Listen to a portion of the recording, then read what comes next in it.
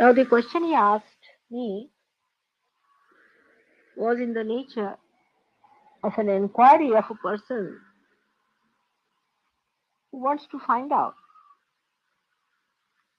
what is the proof that there is God. How are we to convince people what is God? That we have to achieve something as far as God is concerned. How are we to convince them that we have got all these centers within us and that you have to achieve that realization? Then also, how are we to prove to others that you have achieved your realization?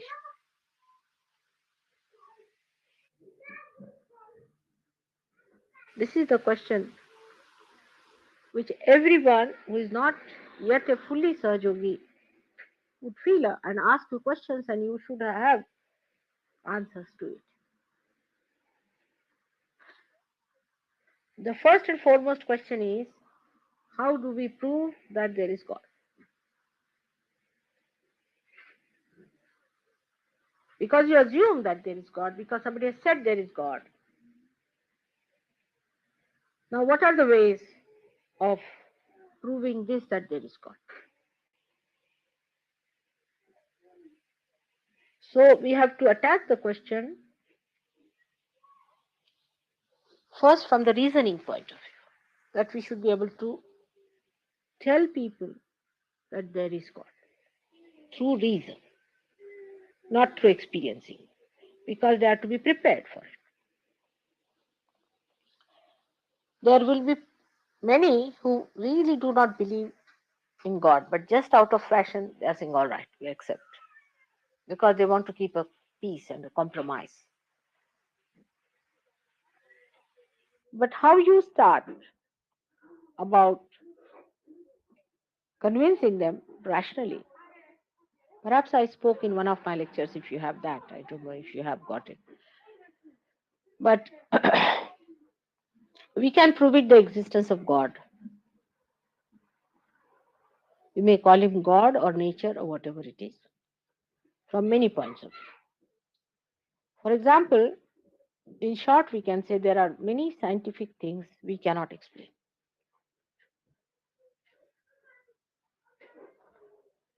We cannot explain how the periodic laws were established without somebody being there. Periodic laws of chemical substances or the elements that exist on this earth is so regular and so properly plotted down that you can see there must be some plotter. Otherwise, it cannot be done.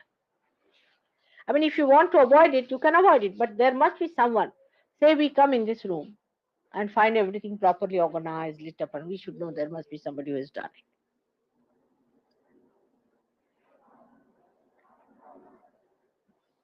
Then a very good example is given by a very good French biologist.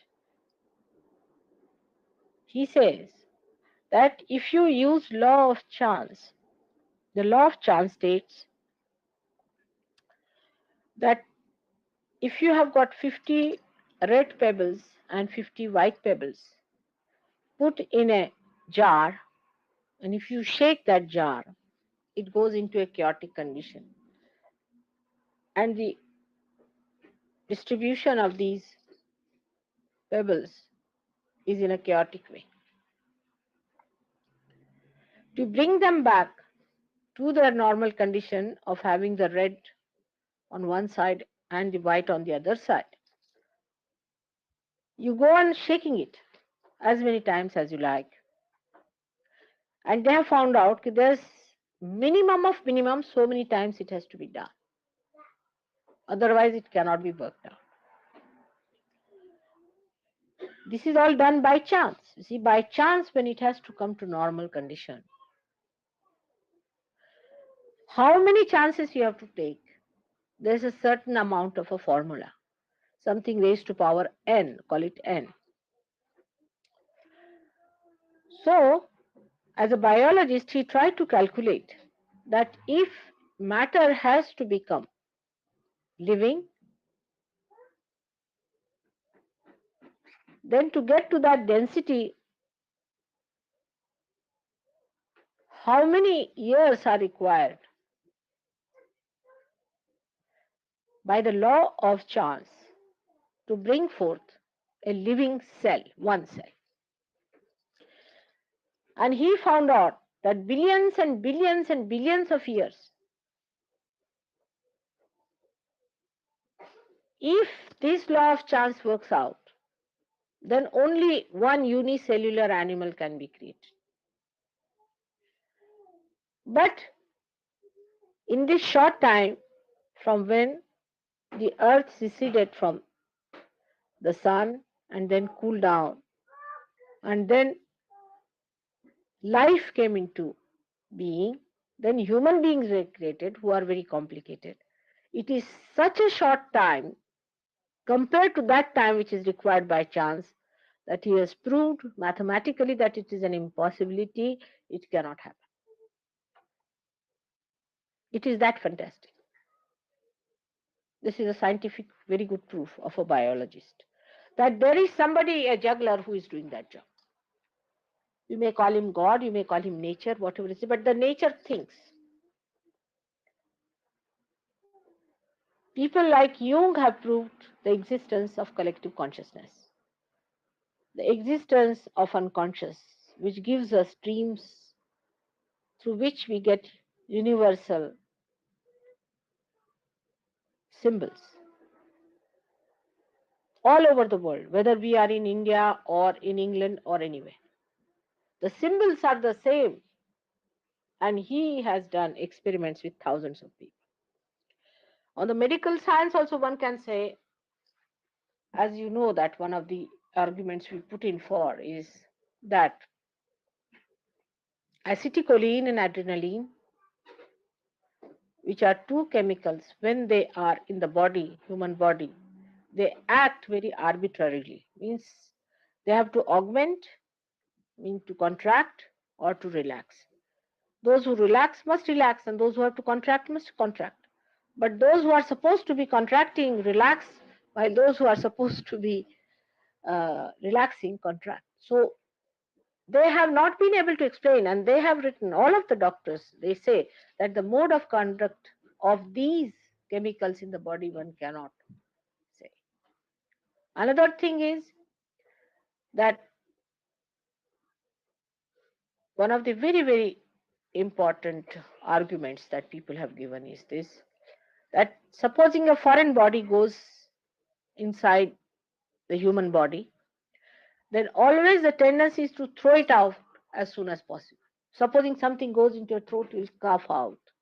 Something goes in the blood, they will try to throw it away. That's the system it is. But when the fetus is formed in the body, then not only it is kept there, it is nurtured, looked after, and thrown out at the right time. How can you explain that? There are 1001 explanations people have tried to give, but none of them are satisfactory. Then this earth is spinning with such a speed, and we are kept glued to this earth, we never even feel the speed. And so many things like that people have been able to say, and so many scientists have felt that there is some force which is beyond us, which is very dynamic, which acts in such dynamic ways that we cannot explain. So we come to a point where we tell people that there is some force which we have to discover. Now, then, as Sir Yogis, you can say that this hankering to seek after a certain level of evolution, because some people do not have at all seeking, you know that. They are just seeking food to eat just like animals. Some people are seeking power. Some people are seeking money also. But there are so many people who are seeking something beyond. This seeking has come to us, and this seeking that has come to us has led us to some sort of a path by which we should find out. Now you have seen with your naked eyes a Kundalini rising at my feet. You have seen the pulsation of the Kundalini taking place. That nobody can do. There is no mesmerism, nothing. When the Kundalini rises with the stethoscope, you can feel the rising of the Kundalini. With the rising of Kundalini, you have known that we have cured people of different diseases. Even a person who was just dying, whom doctor had decided that they are dead and to be buried very soon, have been cured. And it is so dynamic. The dynamism, I'll tell you, it's so dynamic. Like we can take the case of, say, his brother, that he was so very sick, and they said he has got blood cancer, he's going to die within 8 days. I mean, he just told me this, that's all. And he's cured. Today, Linda told me that her mother was always angry with Peter. Where is she gone? Where is she? Linda?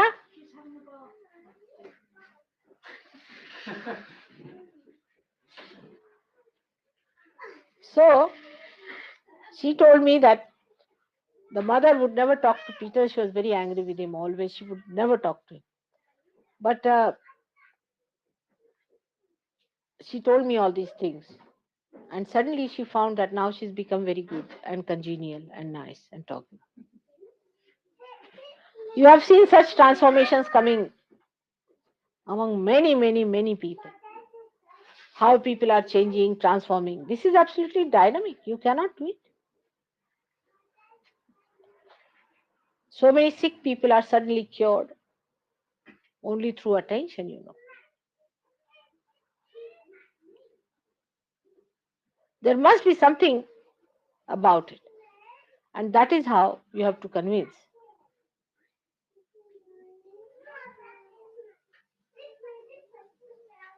people about Sahaj.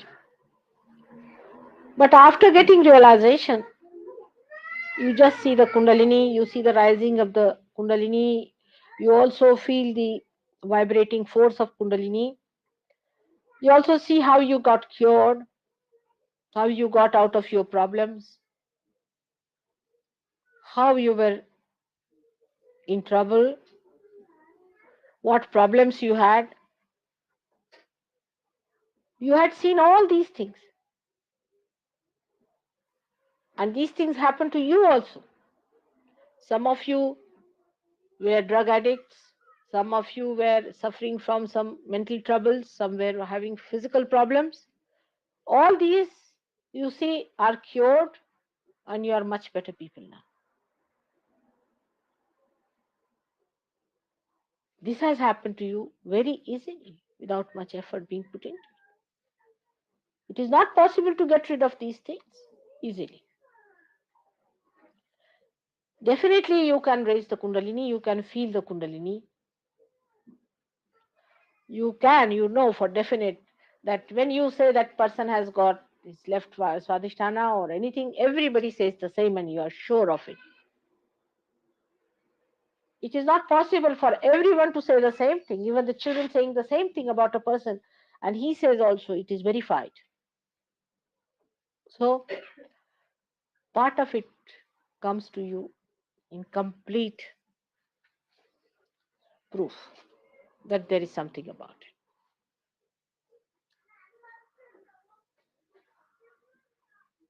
Second part also comes to you as a proof because now you know there are vibrations flowing into it. There's no jugglery about it. And then you can feel it very clearly. You have raised the Kundalini of many people. You have given them realization. Even the photograph has given realization. You know for definite it is so.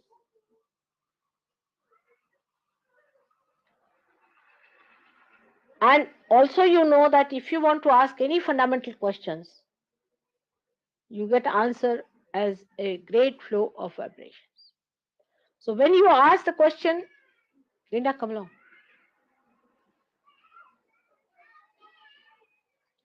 When you ask the question whether there is God, immediately you get tremendous vibrations proving that there is. You ask some questions which you know for definite and say, is it so? And you know that it is not so. Definitely, you do not get any vibrations. That's how relatively you know when do you get vibrations, when you don't get vibrations. If you ask a very big fundamental question, you get vibrations of a very strong nature.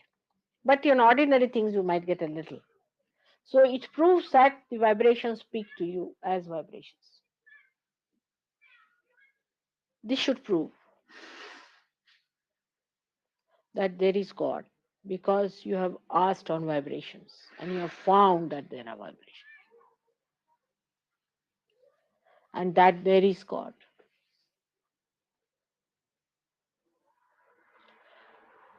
Now, what happened in the case of Buddha? That he got realization as you got it. And he had no way of finding out whether there is God or not. So he said, there is no God, only there is self. But you have gone beyond it. So if you find 70% of the proof through your own experiencing it and raising of the Kundalini and all that, then the 30%, whatever it is to be ascertained through the vibrations. And when you ascertain it through the vibrations, for example, I say this is hot. How do I know? By feeling it itself, it is hot. Now, anything that makes me hot is hot. But relatively, I know this is hot, that is cold. In the same way, on vibrations also, you can ask various questions and find out yes and no. And then you can believe it that there is God Almighty and this all pervading power exists. Not only exists, but operates. The rest of it is all a myth.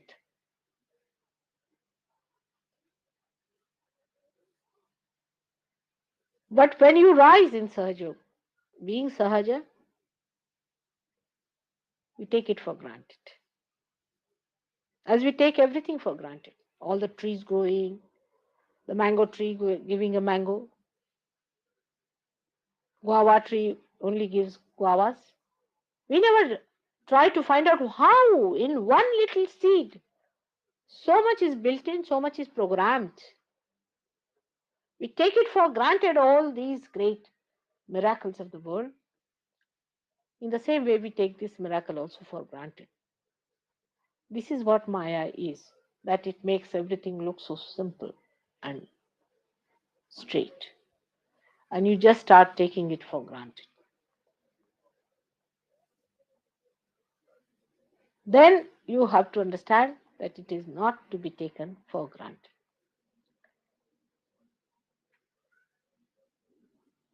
but is to be very much respected, worshipped, and accepted. The amount of preparation you have, the amount of strength you have, that is the amount of truth you are going to get. Truth also weighs you very clearly whether you can receive it or not. There is no diplomacy that can work this out. No cheating, nothing. Truth knows how far you are. The more you become stronger, the more the truth manifests through you and you receive the truth. Just now, some of you are still little babies of 3 months and 4 months and something like that. And still sometimes taken for granted. You do things which you should not do and harm yourself. It's only a question of harming yourself, not harming me or harming Sahaj Yoga, which cannot be harmed, but you harm yourself. So one has to be very careful and should understand the laws and regulations as Gavin had read the last time, the statutes of God's laws. You must understand how it works. You cannot take law into your hands by taking it for granted. Law operates and it knows everything. It is a law of love. That's why it allows you to make little mistakes to learn. But it will not protect you when you start saying that, all right, I want to do it on my own. All right, it says, all right, go ahead. So one has to know that this law operates not blindly, lovingly. And it tries to teach you also sometimes that don't do this wrong and don't do that wrong. But when it comes to real punishment, the punishment is that this law leaves you alone. It just lets you go.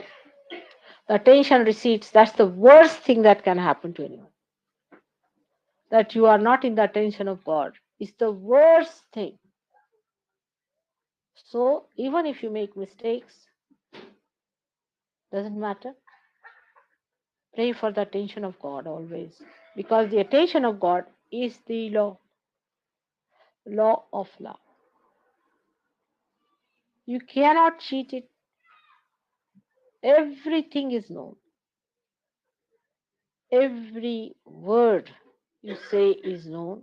Every word you don't say is known. Every thought that comes in you is known.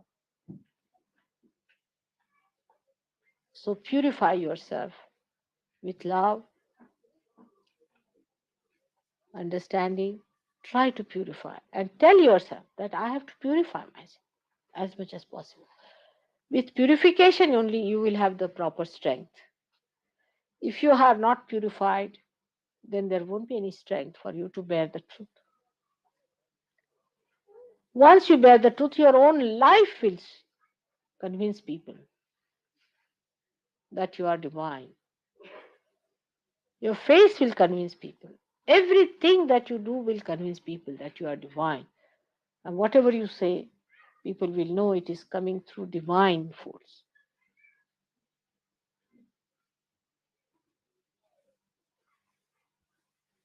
May God bless you all.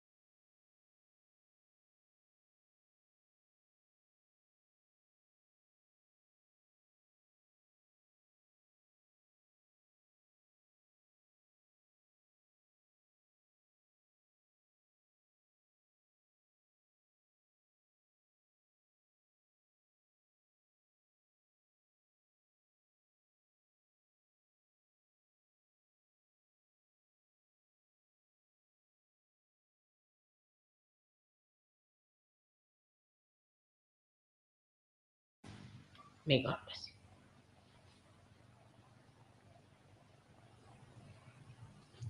Let us all meditate now. There is no need for tying up your kundalinis. There is no need to give yourself bandhan. There's no need at all to do anything.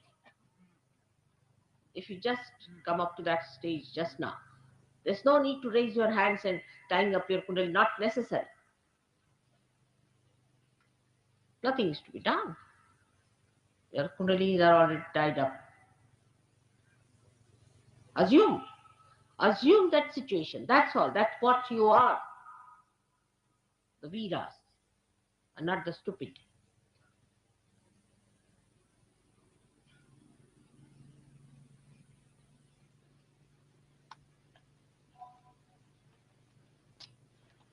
May God bless you all. May God bless you. Respect yourself. Respect. May God bless you. There's nothing more important to me than to see you rise to that level of understanding of your own values and worth and discretion. You have to become sweet, nice people, but very, very powerful. That you can control yourself, your tongues and your things. You control, complete control of yourself.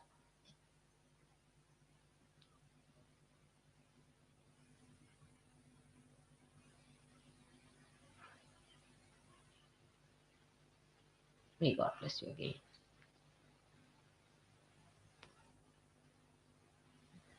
Please meditate. Close your eyes. Close your eyes. Just close your eyes. Put your both the hands towards me.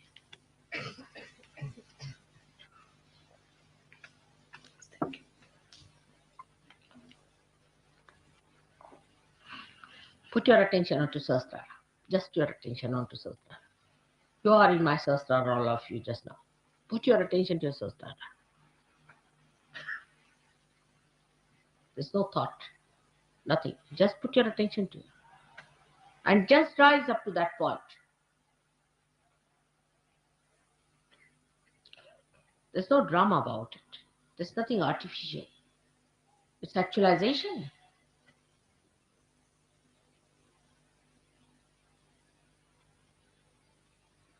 All weaknesses are to be left behind. Let's be strong people or strong values.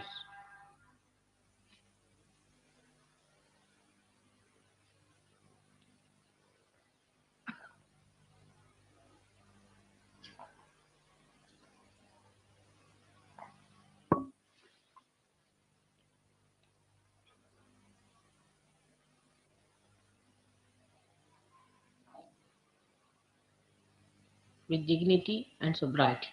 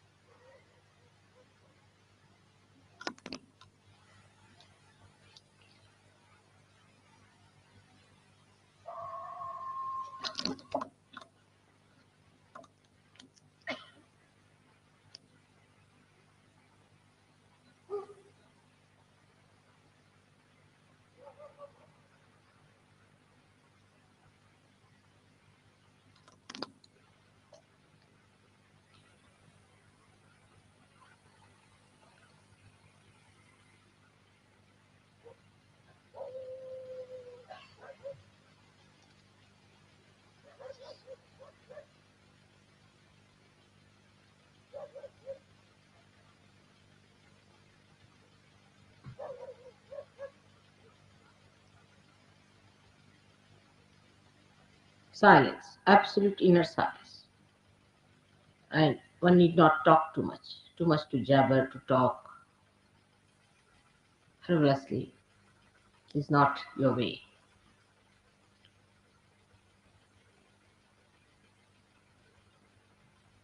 Feel it in your heart,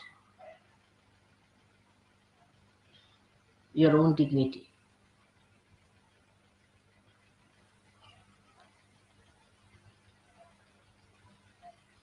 your own glory,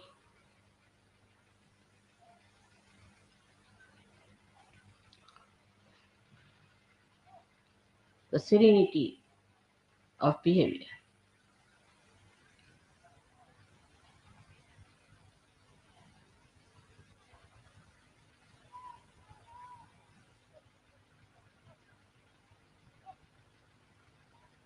We are all saints, but saints of very high quality, of very high quality, not ordinary type.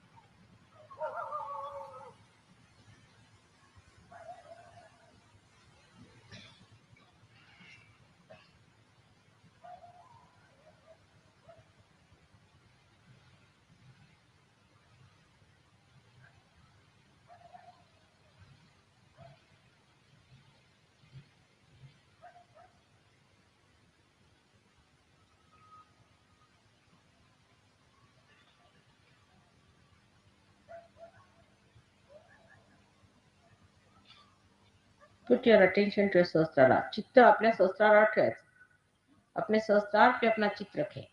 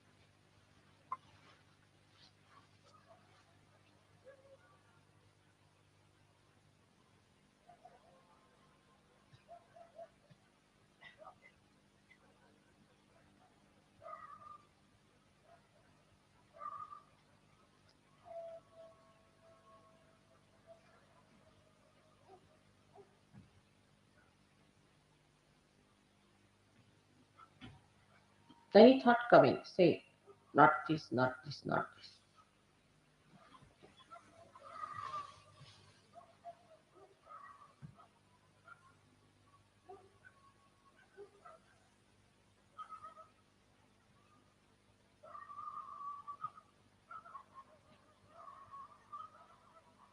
May God bless you.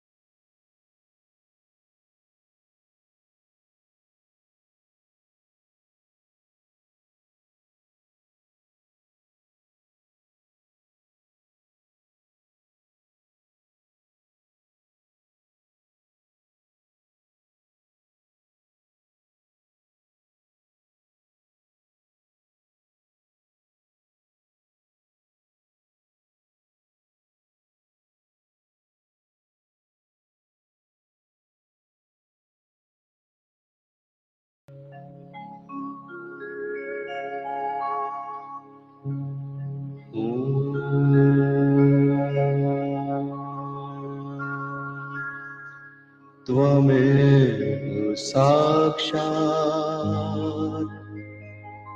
Shri Mahalakshmi Mahasaraswati Mahakali त्रिगुणात्मिका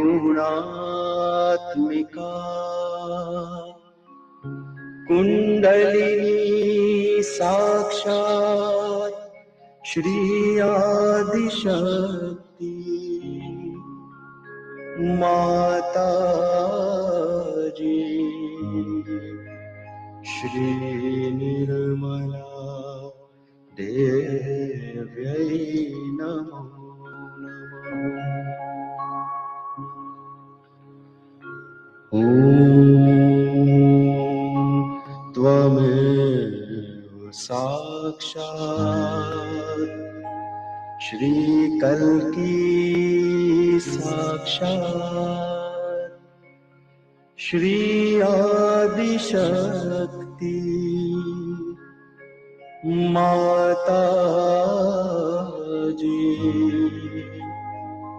Shri Nirmala देव्यै नमो नमः।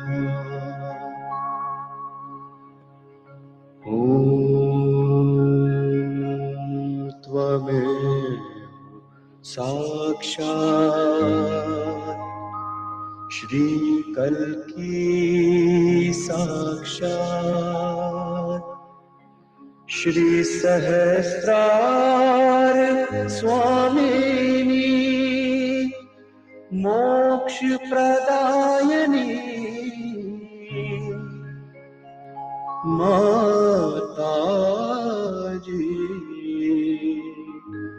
श्री निर्मला देव्यै नमो